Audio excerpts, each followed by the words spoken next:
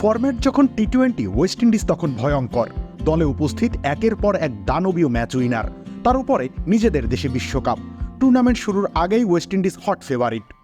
টুর্নামেন্টের প্রথম দিনেই স্বাগতিক দেশ হিসেবে বিশ্বকাপ যাত্রা শুরু করে পুরান রাসেলরা। প্রতিপক্ষ পুচকে পাপুয়া নিউগিনি। ম্যারম্যারে একপাক্ষিক খেলাই ছিল সকলের প্রত্যাশা। 137 রানের লক্ষ্যে ওয়েস্ট ইন্ডিজ যখন ব্যাটিং করতে নামে, তখনও সম্ভবত কেউ ধারণা করেননি কি ঘটতে চলেছে পরবর্তী 20 ওভারে। খেলা হবে, মজা হবে, আর খাবার জমবে রুচি সসে। কিন্তু মুহূর্তেই পাল্টে গেল সব হিসেব নিকেশ।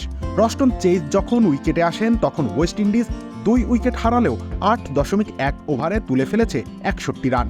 জয়ের সমীকরণ বেশ সহজই, কিন্তু ভোজবাজির মতো পাল্টে যায় দৃশ্যপট। দ্রুত সময়ের মধ্যে আউট হয়ে ফিরে যান ব্রেন্টন কিং, রবমন পাওয়েল এবং রাদারফোর্ড।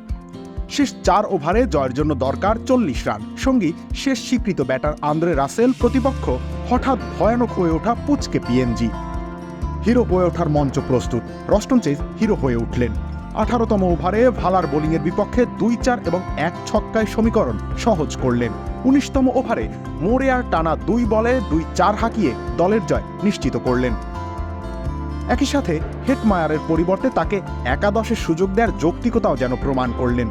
খেলা শুরুর আগেই প্রশ্ন উঠেছিল, হেটমায়ারের মতো প্রতিষ্ঠিত টি-20 তারকাকে বসিয়ে চেজকে খেলানো কতটুকু যৌক্তিক। 27 বলে 42 রানের অপরাজিত ইনিংসে চেজ কেবল সেই প্রশ্নের উত্তরই দিলেন না, জানিয়ে রাখলেন কঠিন পরিস্থিতিতে স্রোতের বিপরীতে দাঁড়িয়ে তিনি লড়তে জানেন, দলের তরি জয়ের বন্দরে ফেরাতে জানেন।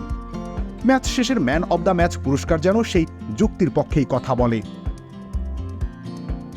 রবিউল ইসলাম রনি, খেলা 71।